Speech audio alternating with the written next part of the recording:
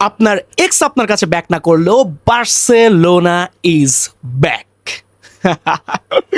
ভাই মানে লাস্ট সিজনের যে স্পার্কগুলো আমরা দেখছিলাম, লাস্ট সিজনের যেরকম ইন্টেন্সিটি, যেরকম ভাবে প্লেয়াররা খেলতো গোলের জন্য, যে মানে বার্সেলোনার যে লাস্ট সিজনের নীতি ছিল যে তোমরা আমাদেরকে 10টা গোল দাও, আমরা তোমাদেরকে 11টা গোল দিব, ওই নীতি কালকে আমরা ম্যাচের মধ্যে ফুললি রিফ্লেক্ট হইতে দেখছি। আমরা লাস্ট সিজনের বার্সেলোনা ফুললি মনে হচ্ছে আমি যেন লাস্ট সিজনটাই দেখতেছি। এই ম্যাচের আগের ম্যাচে আমরা যথেষ্ট পরিমাণ মানে ইন্টারন্যাশনাল ব্রেকের আগে যথেষ্ট পরিমাণ ডিসঅ্যাপয়েন্ট হয়েছিলাম, বাট লাস্ট ম্যাচ মানে আমাদের গতকালকের ম্যাচ ওয়াজ ক্রেজি। সবচেয়ে বড় কথা হচ্ছে এই সিজনে আমাদের প্রথম হোম ম্যাচ আমরা খেলছি, এবং খেলছি কোথায়? স্তাদিও জোহান ক্রুইফ। আমি জানি না, আমি আমি যখন ম্যাচটা দেখতেছিলাম তখন আমি ভাবছিলাম এটা আমার আমার নিজের কাছে লাগতেছে, বাট যখন আমি ইন্টারনেটে স্ক্রল করলাম যে দেখলাম যে না, সবার কাছে এই ফিলটা হচ্ছে যে মনজুইকের 1 লাখ ধারণ ক্ষমতার থেকে জোহান ক্রুইফের 6,000 ধারণ ক্ষমতা আমাদের কাছে বেশি লাগছে। 6,000 দর্শককে নিজের মনে হয়েছে। ওই যে বলে না যে যতই আপনি আলিশান বিল্ডিংয়ে থাকেন, সেটা যদি ভাড়া বাসা হয় সেটার থেকে আপনার গ্রামের কুড়েঘর ভালো। আপনি যতই ঢাকা শহরের আলিশান ফ্ল্যাট বাসা হাবিজাবির মধ্যে থাকেন, নিজের গ্রামটা, নিজের গ্রামের বাড়িটা আপনার কাছে সবচেয়ে বেশি মূল্যবান মনে হবে, এবং সেই জিনিসটা কালকে আমরা ফিল করছি।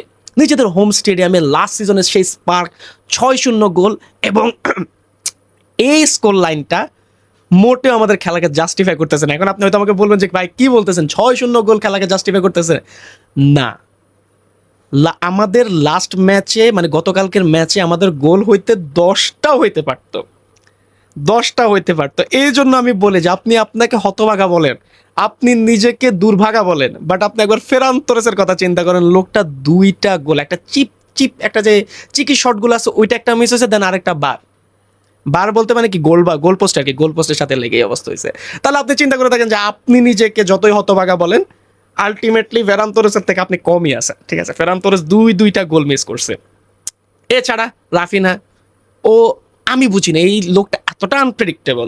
সে নিশ্চিত গোল মিস করবে, তবে এমন এমন গোল দিয়ে দিবে যেগুলো আপনার কাছে মনে হবে যে ভাই এটা কেমন হয়েছে, এটা কেমন হয়েছে।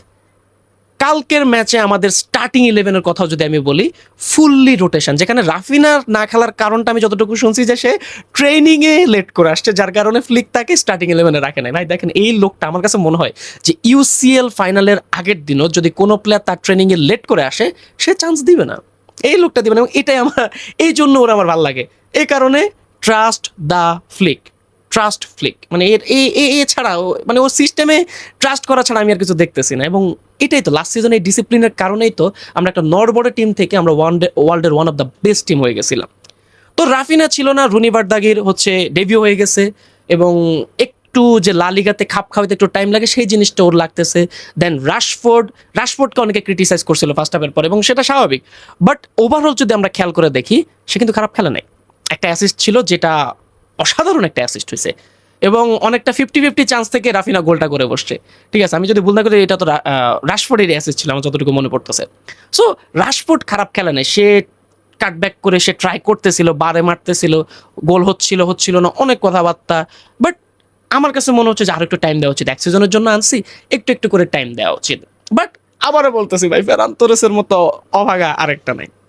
বাট যা দেখতেছিলাম যে ম্যাচটা গোল শুরু করছিল হচ্ছে ফার্মিন লোপেজ, অ্যান্ড এখানে আমার কিছু কথাবার্তা আছে।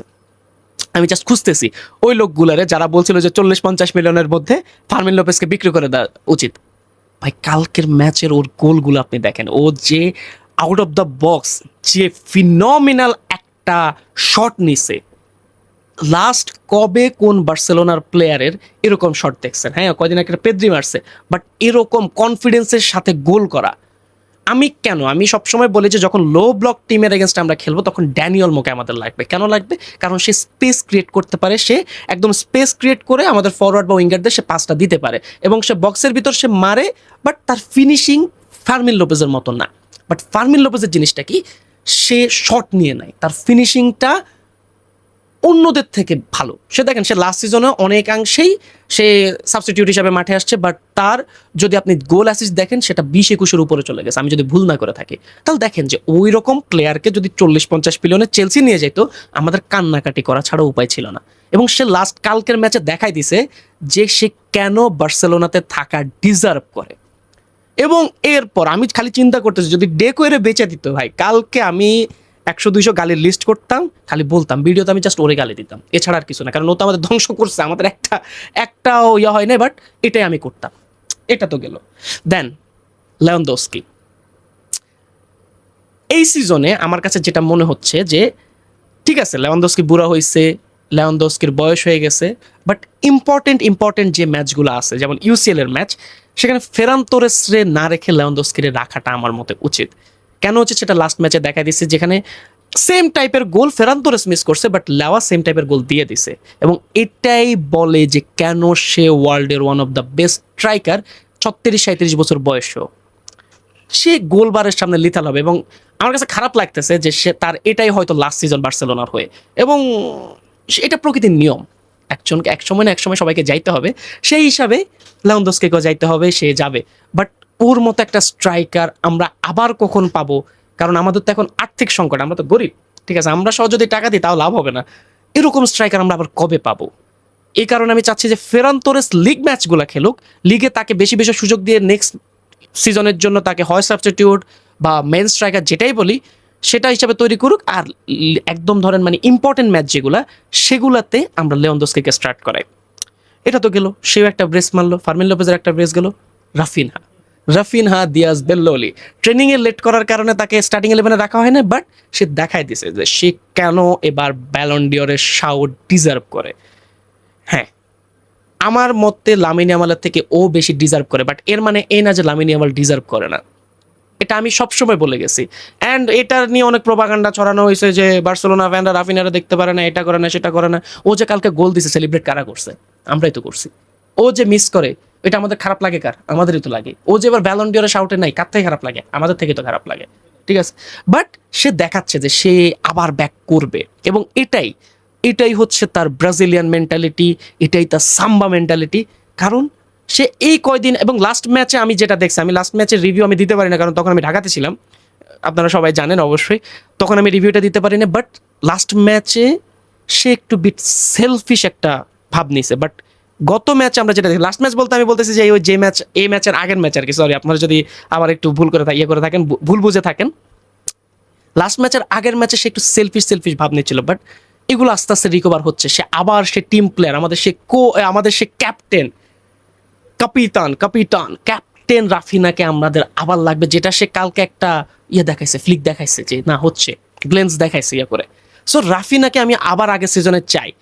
সবচেয়ে মজার কথা হচ্ছে কালকে লামিন ইয়ামাল ছিল না, এবং লামিন ইয়ামাল না থাকার পরেও যে আমরা এরকম একটা রেজাল্ট বের করতে পারছি, এটাই আনবিলিভেবল। এখন কালকের ম্যাচটা আমাদের জন্য কেন ইম্পর্টেন্ট ছিল, এটা আমি বলে আজকের ভিডিওটা শেষ করব। কালকের ম্যাচ আমাদের জন্য ইম্পর্টেন্ট প্রথমত ছিল লিগে আমরা অলরেডি এক ম্যাচ ড্র করে রাখছি, এবং খুব বাজেভাবে ড্র করছি। সেটার জন্য আমাদের পয়েন্ট টেবিল আগে থাকতে হবে, কারণ রিয়াল মাদ্রিদ এখনো পর্যন্ত 4 ম্যাচে এসে তারা জিতছে, আমি যদি ভুল না করে থাকি 4 ম্যাচে তারা জিতছে। সো পয়েন্ট টেবিলে একটা ওঠানামা আছে, দেন আমাদের যে একটা গোল ডিফারেন্স আছে ওইটাতে আমরা করছি। তারপরে সবচেয়ে বড় কথা যেটা হচ্ছে, সামনে হচ্ছে আমাদের নিউ ক্যাসেলের এগেনস্টে ইউসিএল এর ম্যাচ, এবং গতকালকের ম্যাচের আগের ম্যাচ আমরা যে পারফরমেন্স দিছি, সেই জিনিসটা যদি আমরা কালকে আবার করতাম, আমি ডেফিনেটলি শিওর নিউ ক্যাসেলের এগেনস্টে আমরা হারতাম। বাট গতকালকে আমাদের প্লেয়াররা যে কনফিডেন্স বুস্ট আপ তারা করতে পারছে, এটার ফলে আমি এখন আশা দেখতেছি যে না, আমরা হয়তো কিছু একটা করতে পারবো। কেন কনফিডেন্সটা দরকার? দেখেন, বার্সেলোনার যে প্লেয়াররা আছে তাদের অ্যাভারেজ বয়স 22-23 বছর, এবং আমি নিজে এই বয়সে থেকে আমি বুঝতেছি যে যখন আমার কনফিডেন্সের অভাব থাকে, তখন আমি আমার নিজের কাজগুলো ঠিকভাবে করতে পারি না। আমার মধ্যে পটেনশিয়াল থাকলেও আমি পারি না। এবং বার্সেলোনা প্লেয়ারদের মধ্যে যে পটেনশিয়াল আছে, এটা কোনো ফ্যান বেস তারা এটাতে অস্বীকার করবে না, তারা সবাই মানবে যে না, বার্সেলোনা প্লেয়ারদের মধ্যে পটেনশিয়াল আছে। তবে দরকারটা কি? কনফিডেন্স এবং ডিসিপ্লিনের জন্য ফ্লিক আছে, কনফিডেন্সের জন্য তাদের মাঠের পারফরমেন্স আছে, যেটা গতকালকে আমরা পাইছি। অ্যান্ড এরিক গার্সিয়া, কুবার্সি, এই দুইটা প্লেয়ার কালকে আমারে ম্যাসমারাইজড করছে, যে এখন আমরা হয়তো ইনিগো মার্টিনেজের পরিবর্তে আমরা হয়তো এরিক গার্সিয়া কুবার্সির একটা ডুও দেখতে পারি এটার মধ্যে, এবং কুবার্সি হবে মনে হয়তো ওই ডিফেন্সের লিডার। অসাধারণ ব্যাপার স্যাপার। এছাড়া জন গার্সিয়াকে নিয়ে একটু কথা না বললেই নয়। জন গার্সিয়া মডার্ন ফুটবলে আপনার যে জিনিসটা সবচেয়ে বেশি ইম্পর্টেন্ট, সেটা হচ্ছে একজন বল প্লেয়িং গোলকিপার হওয়া। কারণ আপনার টিম হাইল্যান্ড খেলবে, আপনার টিম নিচ থেকে বিল্ড আপ করবে, যেটাই করুক গোলকিপারকে বল পাস করতে হবে। এবং গতকালকে জোয়ান গার্সিয়ার 100% পাস অ্যাকুরেসি, যেটা একজন গোলকিপারের জন্য কতটা ক্রুশাল আমি বলা লাগতেছে না। জোয়ান গার্সিয়া আমাদের জন্য একটা গিফট। বার্সেলোনা এই সিজনে যদি কিছু জিতে, সেটার পিছনে ডেফিনেটলি আপনি দেখবেন যে জোয়ান গার্সিয়ার অনেক বড় অবদান থাকবে। লাস্ট সিজনে যেরকম শেজনির অবদান ছিল, এই সিজনে জোয়ান গার্সিয়ার অবদান থাকবে। এছাড়া বাদ বাকি প্লেয়ার যারা ছিল, বার্নাল আসছে, মার্ক বার্নাল, সে ব্যাক করে একটা অ্যাসিস্ট পর্যন্ত করছে। না, আমি অ্যাসিস্ট নিয়ে তাকে অনেক বড় সড়ো কিছু করবো না, বাট সে যে আবার ফিরে আসছে, এটাই আমাদের জন্য একটা ব্লেসিং। মার্ক বার্নালের মতো একটা প্লেয়ার, এটা আমাদের জন্য একটা ব্লেসিং। সে এই সিজনে রেগুলার খেলুক, প্রায় এক সিজন পরে আসছে, 386 বা 84 দিন পরে সে ব্যাক করছে। রিদমে আসতে আসতে একটু টাইম লাগবে, এভাবে সাবস্টিটিউট হিসেবে আসুক, বাট দেন এসে ভালো খেলুক। পেদ্রি, ম্যাজিক্যাল, এছাড়া বাদ বাকি যত প্লেয়ার আছে সবাই অসাধারণ খেলছে। এই ধারাবাহিকতাটা বজায় রাখুক। কালকে আপনার সবচেয়ে ভালো লাগছে কার খেলা আপনার কাছে সবচেয়ে বেশি ভালো লাগছে সেটা কমেন্ট করে জানান। এছাড়া আপনি আপনার প্রেডিকশন দিতে পারেন সেটাও। আর আমি মন থেকে সরি যে আমি এত লেট আমার ভিডিও আপলোড করতেছি, কিছু করার নাই ভাই, ম্যাচ দেখে ঘুম থেকে উঠে, এছাড়া অন্যান্য মানে ভিডিও বানানো বাদও তো অন্যান্য কাজ কারবার আছে, সেগুলো কাজ কারবার শেষে নিজের পড়াশোনা শেষে টাইমগুলোই উঠে না, সো একটু লেট হয়, এটার জন্য মাপ চাই। তবে ট্রাই করব, আগে ট্রাই করব। তো পরবর্তী ভিডিও পর্যন্ত সবাই ভালো থাকবেন, সুস্থ থাকবেন, সবাইকে আসসালামু আলাইকুম। এছাড়া একটা ছোট্ট নোটিস, যে আমাদের যে ব্রডকাস্ট চ্যানেল আছে ওখানে জয়েন করতে পারেন, ওখানে আমরা বিভিন্ন সময় বিভিন্ন পাগলামি করে থাকি, ঠিক আছে? এবং আপনি যদি একজন এডিটর হয়ে থাকেন, আপনি তো মাস্ট জয়েন করেন, কারণ ওখানে আপনাদের জন্য একটা ছোট্ট একটা কন্টেস্টের আয়োজন হয়েছে, ঠিক আছে? সো পরবর্তী ভিডিও পর্যন্ত সবাই আবার ভালো থাকবেন, সুস্থ থাকবেন, সবাইকে আসসালামু আলাইকুম।